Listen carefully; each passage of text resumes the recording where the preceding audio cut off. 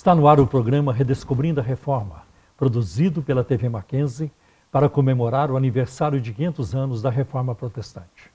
Foi em 31 de outubro de 1517 que Martinho Lutero, segundo muitos historiadores, pregou suas 95 teses na porta da igreja de Wittenberg, na Alemanha. Com isso, Lutero conclamava todos para uma volta à centralidade da palavra de Deus na pregação e na prática da vida cristã. Mas a Reforma Protestante não tratou apenas de questões religiosas.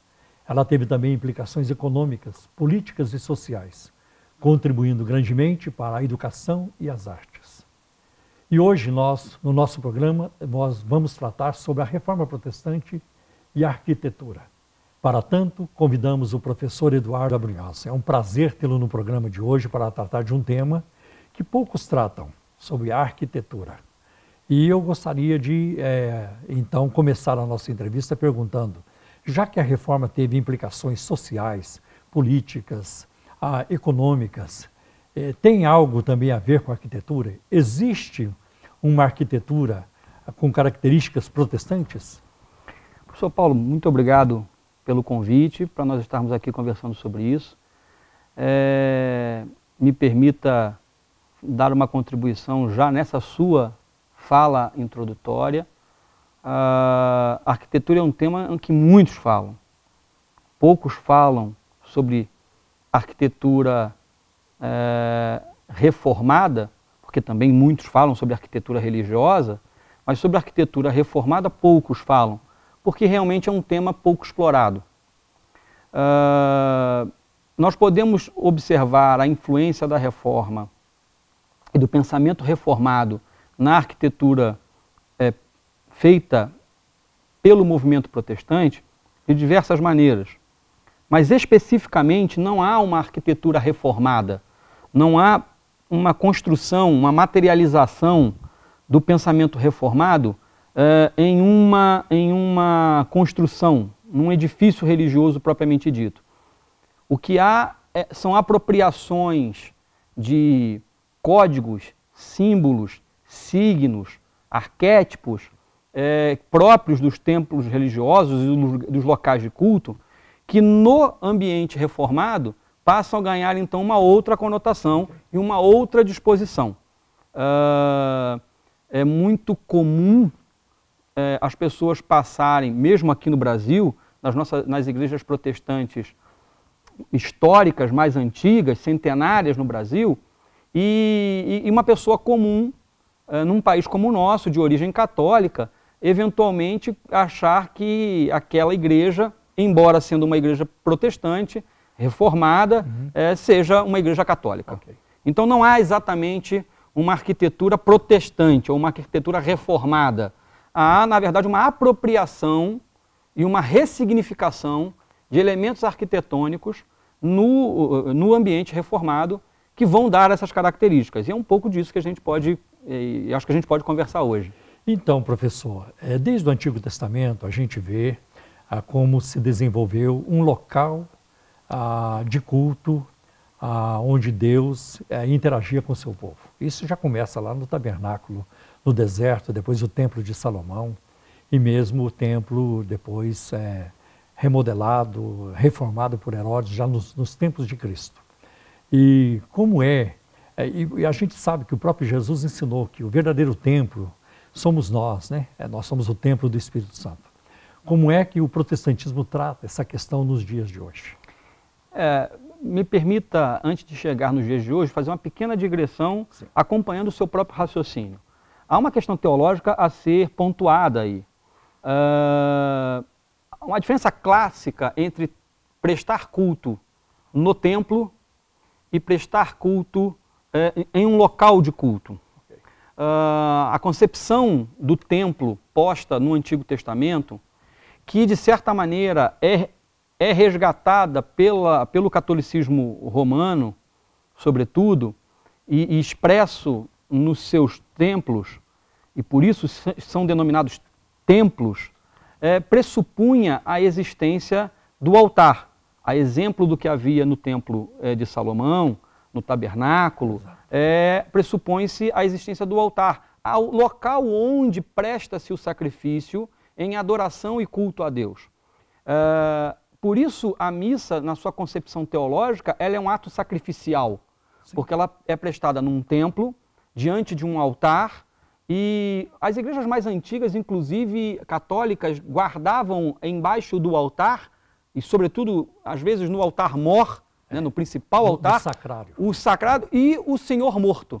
Né, uma imagem do Senhor morto. Ou seja, o sacrifício está ali. E nós apresentamos também os nossos corpos em adoração a Deus, em sacrifício. Essa é a concepção católica que, de alguma maneira, resgata e remonta à concepção judaica do sacrifício. Trazendo para a atualidade, e aí quando eu falo atualidade, estou me referindo fundamentalmente do século XX para cá, que é o nosso horizonte histórico temporal da reforma no Brasil, para ficar dentro do nosso contexto nacional.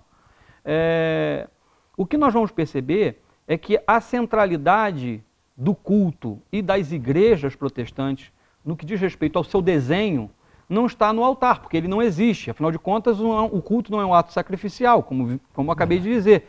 Está na palavra, no púlpito, no local da exposição da palavra do Senhor.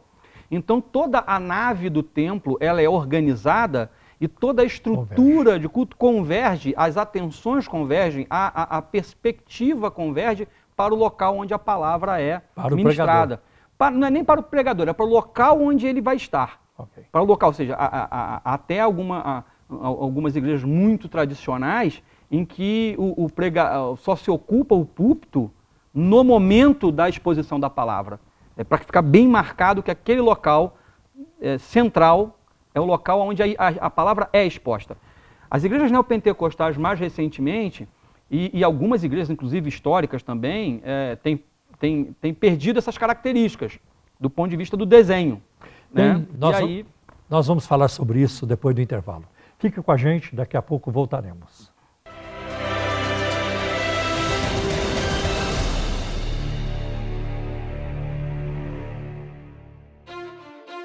Coleção Fundamentos Cristãos. Obras acadêmicas com visão cristã de mundo. Educação escolar cristã. História, conceitos e práticas pedagógicas. Organizado por Davi Charles Gomes. Da abordagem histórica da educação cristã às questões filosóficas da prática educacional, livro destinado a educadores de instituições de ensino que buscam a excelência na educação aliada à cosmovisão cristã reformada. Entre a Bíblia e a Espada, uma análise da filosofia e da teologia política em João Calvino, de Gerson Leite de Moraes. A obra apresenta uma perspectiva da filosofia e da política no pensamento do reformador João Calvino. O autor indica uma trajetória que ajuda a captar a lógica do Estado moderno e as origens da vida igualitária e laica que marcaram a existência livre desde Calvino.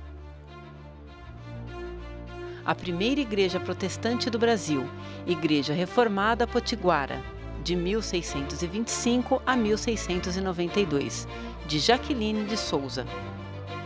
A obra relata o surgimento da primeira igreja protestante em solo brasileiro, fruto da ocupação holandesa no Nordeste, de 1630 a 1654. A Igreja Reformada Potiguara nasceu da união de índios e holandeses reformados e vem ser a primeira igreja evangélica indígena das Américas. Protestantismo e História, Brasil e França na visão de Émile Leonard. Organizado por Marconi Bezerra Carvalho, o livro reúne artigos do renomado historiador francês, que foi professor da Universidade de São Paulo de 1948 a 1950. A obra é indicada para historiadores, teólogos, estudantes, pesquisadores e interessados na história do protestantismo no Brasil. Calvino e a influência de seu pensamento. Ensaios brasileiros sobre Calvino e Calvinismo.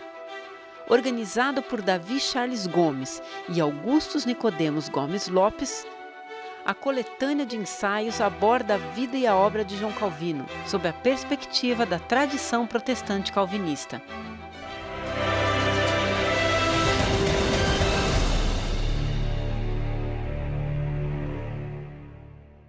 Estamos de volta com o programa Redescobrindo a Reforma e hoje entrevistando o professor Eduardo Abrunhosa. Professor, estávamos conversando sobre a centralidade do púlpito na igreja protestante. E pegando então dali, queria lhe perguntar agora, quais são as características de um templo protestante?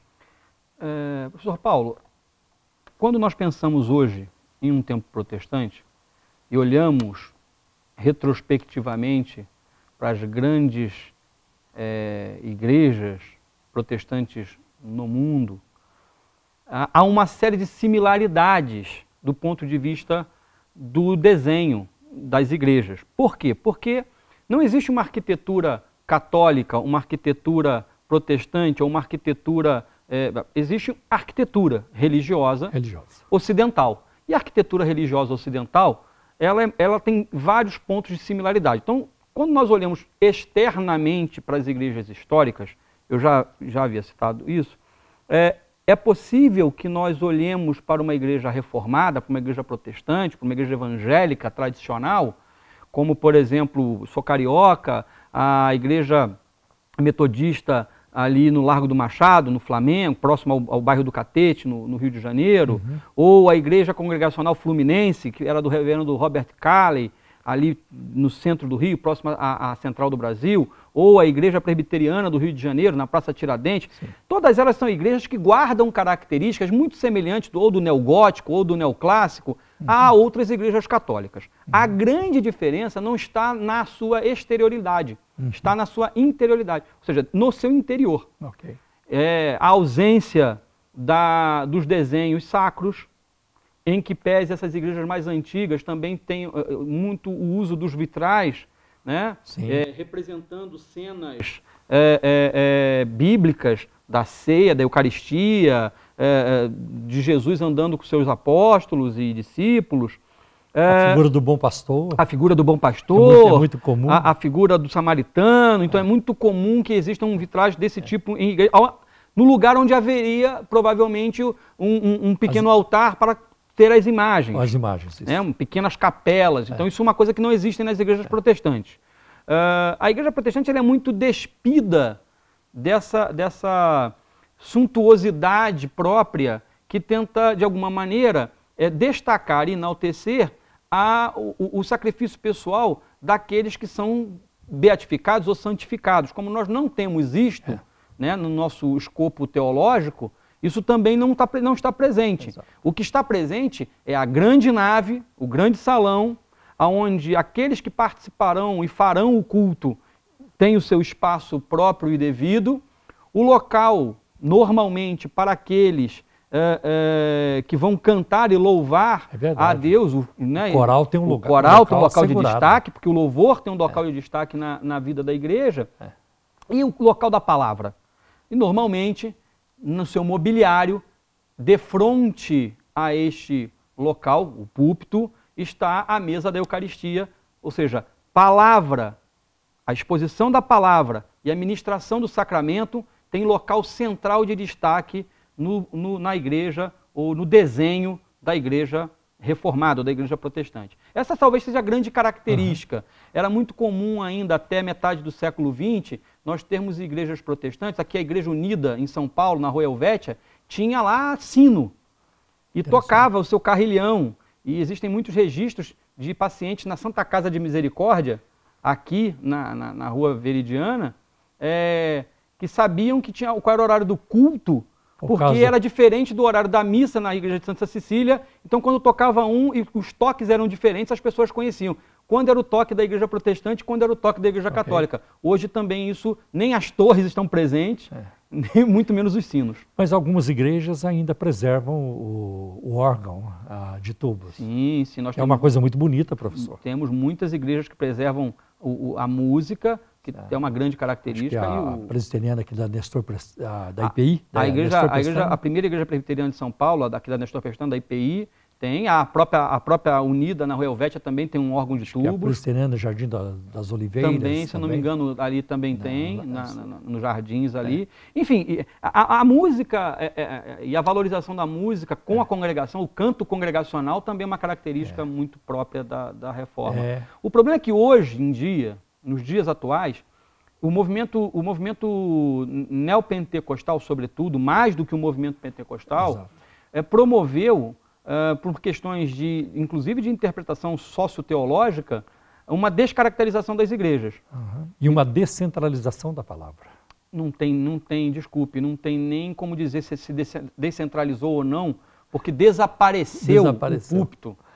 Nós temos agora um grande palco, porque na verdade é onde se apresentam a figura do mediador, né, do animador de auditório. Mas, professor Eduardo, o senhor tocou num assunto muito interessante, a remoção do púlpito. É interessante que ao remover o púlpito, a igreja neopentecostal introduziu o altar.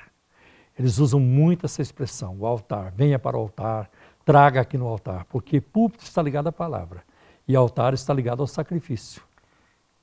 A teologia neopentecostal, professor Paulo, o senhor é professor de teologia contemporânea, o senhor conhece bem isso. A teologia ela se apropria de diversos elementos teológicos, de diversas matizes, para construir um discurso com alguma coerência e que tente fazer algum sentido. É próprio do ser humano essa busca pelo eterno, e quanto mais metafísico e metafórico for esta busca, mais sentido parece ter.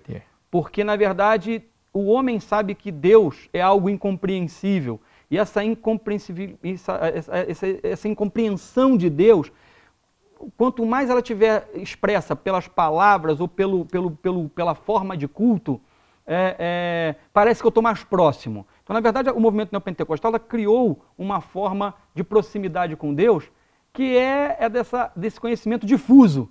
Então, a palavra ela fica escondida no meio de uma série de coisas que acontecem na expressão cultica.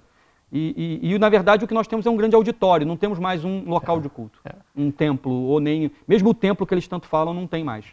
Professor Eduardo, como é que os protestantes, os imigrantes protestantes, quando chegaram ao Brasil, como é que eles desenvolveram esse imaginário sagrado em termos arquitetônicos?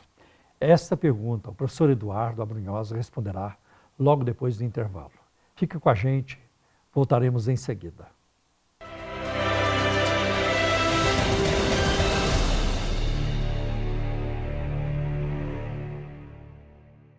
Cristianismo Reformado, uma história contada por meio da filatelia, de Maurício Melo Menezes. O livro convida o leitor a descobrir um pouco mais sobre a rica história da Reforma, contada por meio de imagens filatélicas da coleção do autor, inteiramente dedicada ao tema.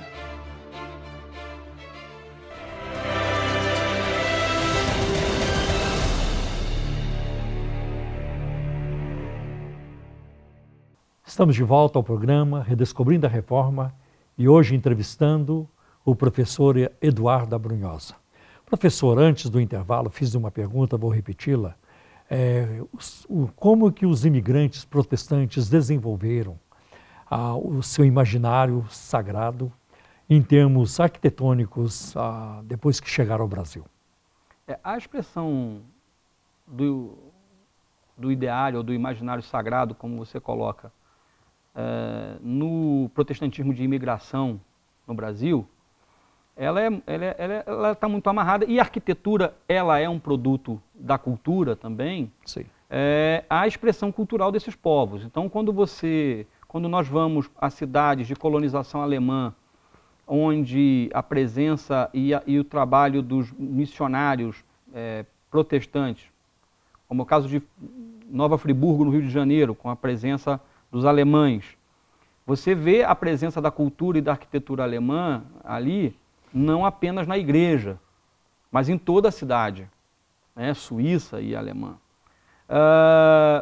E é óbvio que quando se trata da questão do sagrado, você vai lá conhecer aquela comunidade e aquela igreja. Um outro exemplo também é a igreja luterana em Petrópolis, que fica logo atrás da grande catedral de São Pedro. Então, você vai perceber, e se você fizesse um recorte, se pudéssemos fazer um recorte geoespacial e transpor aquela igreja do final do século XIX, início do século XX, para qualquer vilarejo alemão, ela encaixaria-se provavelmente. Então, na verdade, e essa é uma propriedade da arquitetura. A arquitetura ela tem essa capacidade de traduzir também um pouco da experiência, da vivência e fazer acomodar essas comunidades. Então a gente vai encontrar isso nas igrejas mais antigas e as primeiras igrejas metodistas remontando o desenho e o estilo inglês, nas luteranas remontando o estilo alemão, mesmo nas presbiterianas remontando o neogótico europeu, sobretudo o inglês também. Desta forma, como nós somos muito despojados, inclusive teologicamente, com muitas reservas para tratar essa questão do sagrado ou da expressão metafísica da nossa religiosidade, ou mística mesmo da nossa religiosidade, essa expressão ela acaba ficando muito nesse campo, no que já era definido e clássico culturalmente. Uma outra forma é visitando os cemitérios protestantes. Nós vamos poder perceber alguns desenhos, algumas disposições que são muito próprias e características da arte protestante ou da arquitetura protestante no cemitério dos ingleses no Rio de Janeiro ou mesmo aqui. Isso já é um tema... é um outro tema. Mas é um tema bem menos explorado, né? Muito menos, muito menos. Mas muito interessante que você mencionou sobre os cemitérios e que tem beleza. Não, até porque esses imigrantes não poderiam ser enterrados em qualquer lugar. Então os cemitérios foram criados para eles. Para que se enterrassem os seus filhos e pais, enfim. E professor Eduardo, qual é o espaço do sagrado nos dias atuais? Como é que você faz essa leitura? Nós vivemos uma sociedade contemporânea, que alguns chamam de pós-moderna, outros chamam de terceira modernidade, enfim, chame como quiser. Os dias de hoje são dias de muita angústia do ponto de vista da coletividade, da população mundial. Muitas incertezas, é uma sociedade onde nós não temos mais nenhum compromisso, não se gera o compromisso com a longa duração, com o eterno. Nós queremos resolver isso hoje, queremos resolver isso agora. É o imediatismo. Eu quero Deus agora para mim. Então, eu não ir do ponto de vista do inconsciente coletivo por uma igreja que me remonte toda essa ideia de que eu, na verdade, estou providenciando e trabalhando a minha vida, a paz de Cristo na minha vida hoje, mas, na verdade, cuidando da minha vida eterna, que vai acontecer pela eternidade, que é um tempo tão longo, hoje não faz sentido para alguns, para a grande maioria. É verdade. E aí, na verdade, eu preciso mercadejar essa fé. Daí, então, nós termos hoje igrejas e locais de culto, ou expressões cultico-religiosas, muito associadas à ideia mercantil, né? do prazer, a substituição do cinema por um local de culto, ou pelo entretenimento no culto, ou a transformação de um clube em lugar de culto, é quase que dizer o seguinte: neste lugar onde eu cuidava hedonisticamente do meu prazer e do meu corpo, agora eu estou pagando para Deus cuidar do meu prazer e do meu corpo, inclusive também da minha felicidade. Então eu desaproprio esse lugar de prazer humano e transformo esse lugar em prazer divino, em prazer com Deus. Só que, na verdade, quando você vai ver essa conformação do espaço, ele continua sendo do prazer humano, da catarse coletiva, da histeria religiosa, onde, na verdade, a relação individual e particular, sobretudo da audição, exposição e contato com a palavra de Deus e ministração dos sacramentos, que são, na verdade, os grandes sinais da igreja, as grandes identificações da igreja, vão ficando sempre em segundo plano. Eu quero um grande palco com boa iluminação, uma sonorização de primeira linha, para que eu possa... um show, para que eu possa fazer o nosso culto e não prestar o nosso culto. E eu vejo até que muitos cultos, professor, acontecem na horizontal. Vire para o teu irmão, vire para lá. A questão da semiótica, né? A questão semiológica de como se fala, e ainda há pouco você citava isso, no movimento, sobretudo no movimento neopentecostal, e que, infelizmente, algumas igrejas reformadas e algumas igrejas protestantes têm acabado por sofrer essa influência e reproduzido, é muito complicado. Traga no altar, venha diante do Senhor e derrame aqui. E aí os caras fazem lá um altar, fazem lá uma arca, vem aqui e deposite na arca, passe aqui pelo portal. dispense esse perdão, você tem que aproprie-se da bênção, apropriar da bênção. Toma posse. Toma posse, determine. Decrete a sua vitória. Então, assim, isso também, do ponto de vista da linguística, é uma outra discussão muito interessante. Estou me lembrando de uma frase do Carlos Spurgeon, príncipe dos pregadores ingleses em Londres no século XIX. Ele dizia que a fé cristã não foi feita para os olhos, para o coração, foi feita para a mente principalmente. Porque por isso a fé cristã tem poucos símbolos, né? O batismo e a ceia. Então, Spurgeon já tinha essa visão. O próprio João Calvino, ao teorizar a presença mística de Jesus, que é o centro da sua doutrina sobre a Eucaristia, o que ele está dizendo é nada mais nada menos do que isso. Cristo está mística e metafisicamente presente, aonde aqueles que o adoram e prestam culto e na verdade, servem a Ele, estão reunidos. Não importa se na praça, não importa se na igreja, não importa se nós dois aqui. Estamos aqui em nome de Cristo, então Ele está presente de maneira mística. Exato. E o templo somos nós. Invisível, mas real. Mas real. Aí cumpre-se a palavra dele em Mateus 28, né? Estarei com vocês até o fim dos séculos. Com certeza. E nós podemos contar com isso. Com certeza. Professor Eduardo, foi um prazer muito grande entrevistá-lo hoje. Eu mesmo vi coisas que para mim eram desconhecidas, então a sua entrevista, sua fala enriqueceu o programa Redescobrindo a Reforma. Agradeço muito a sua participação e que Deus o abençoe grandemente. E fique conosco no próximo programa Redescobrindo a Reforma, que eu creio será também de crescimento para a sua vida, tanto na área acadêmica, quanto também na área espiritual. Deus abençoe.